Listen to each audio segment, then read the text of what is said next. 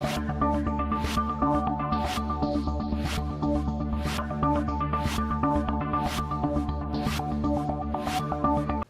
morning. As always, let's start our day off with the Pledge of Allegiance.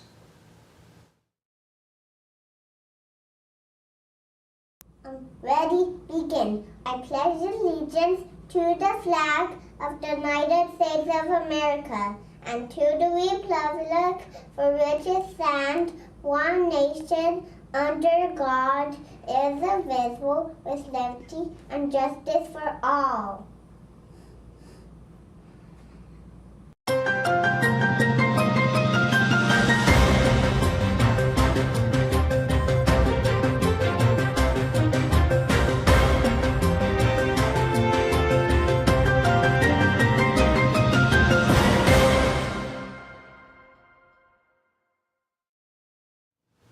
Today is Friday, February 23rd, and I'm here to bring you the latest updates and upcoming events in this edition of Frugal Middle School's morning announcements.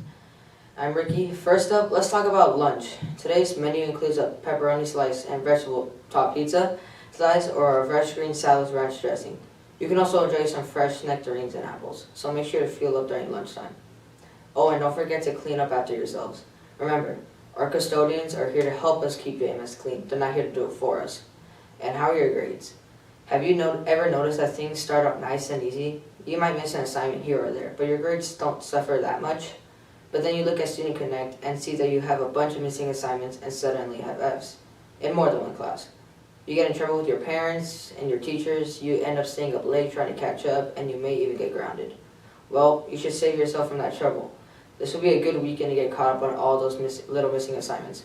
Spend a little time tonight and tomorrow and Sunday, and maybe even Monday to do all your work. The end of the fourth grading period is here, and you can save yourself some hassle just by getting caught up in all your classes. But don't wait, progress reports will be coming home next week.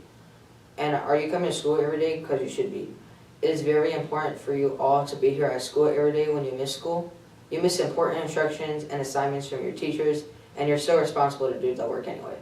Now we know it's hard to get out of bed and make your way to school every day, especially when you have that big project that you don't want to do, but it's really important towards your grade. And of course, if you're sick, we want you to stay home and get better, but only when you're really sick, like have a headache or a tummy ache. You should be here anyway. So make sure to come to school every day, and make sure you're on time to all your classes. And how many tardies do you guys have? Do you have a lot? Well, if you have a lot of tardies, then you probably have lots of lunch detentions.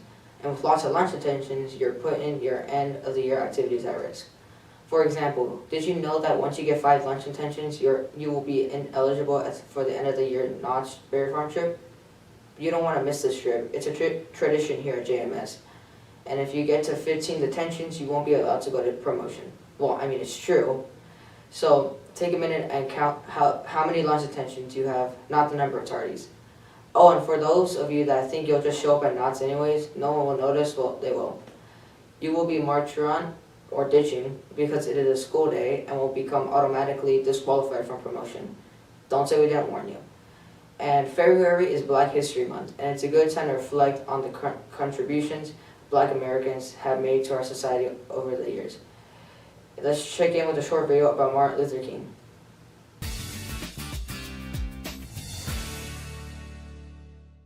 I have a dream that one day this nation will rise up and live out the true meaning of its creed.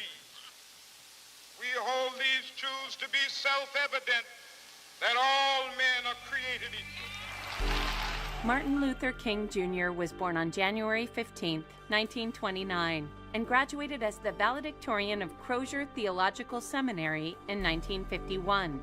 King became pastor of a Baptist church in Montgomery, Alabama, and later completed his Ph.D.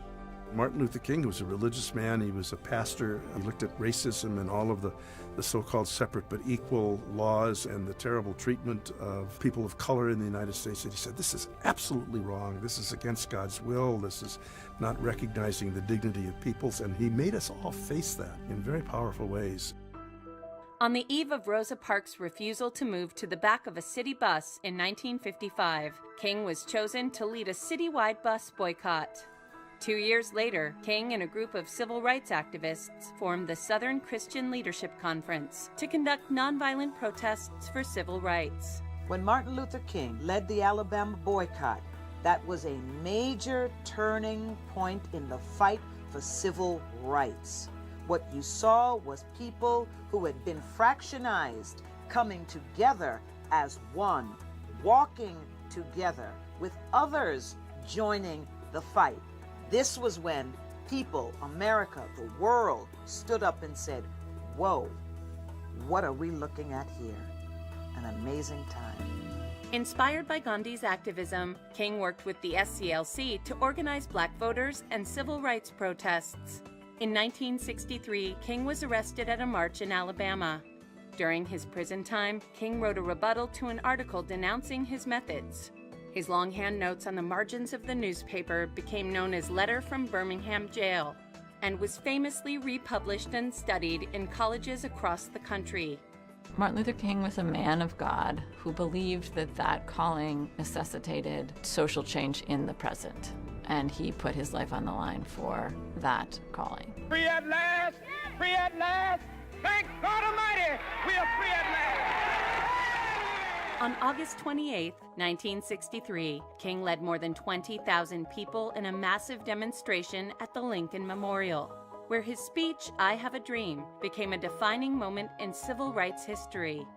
Through his work, King helped pass the Civil Rights Act of 1964 and received the Nobel Peace Prize that same year. Martin Luther King, according to Time in 1963, personified the civil rights movement. He took on one of the greatest challenges of his time and was one of the people that most influenced this very transformative time in American history. Although King faced criticism from more militant black leaders, he continued his peaceful efforts toward both racial and economic justice. After delivering his I've Been to the Mountaintop speech at a rally in Memphis, King was assassinated the next day on April 4, 1968, while standing at the balcony of his motel room. King's assassination was, I think, devastating for many people. But there's also a rising level of organization, and many people, King's assassination galvanizes them into many kind of black power movements across the country, many anti-poverty movements. So it's both a moment of despair, but also a moment of political flowering. Posthumously, King was awarded the Presidential Medal of Freedom in 1977 and a Congressional Gold Medal in 2004.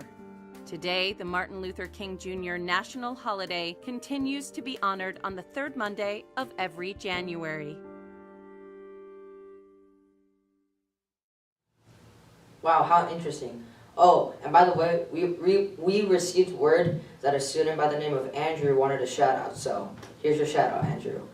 And spring break is right around the corner, then testing, then the end of the year. Can you believe it? Well, that's all for today's announcements for Brookville Middle School. Stay engaged, stay focused, and most importantly, stay safe. And maybe spread a little kindness today. Have a fantastic weekend. 20 things we should say more often. Number 20, thank you. And not just on Thanksgiving, every day. Number 19, excuse me. Number 18, here's a surprise corn dog that I bought you because you're my friend. There'll be more corn dogs and more happy people. This is a good idea. Corn dog for you, corn dog for you, corn dog for you. Number 17, I'm sorry. Number 16, I forgive you. Number 15, you can do it! But don't say it if it's something they can't do.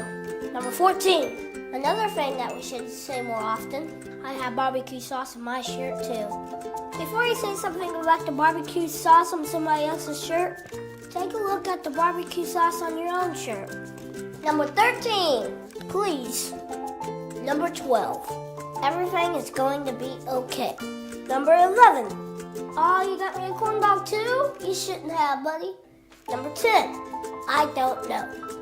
I know a lot of people who need to say that. My sister. Number 9, you're so awesome I named my dog after you. Wait. That could hurt someone's feelings. I mean boat. I named my boat after you. Wait, who even had the boat? You're so awesome, I legally changed my name to yours. Wait, that's super creepy. Just tell people they're awesome and mean it. Number 8, hello, person that I never met before. Here's a high five. Number 7, my sports team is not always the best sports team. It takes a big man to say that. Number 6, nothing. Sometimes that's the best thing you can say. Number 5.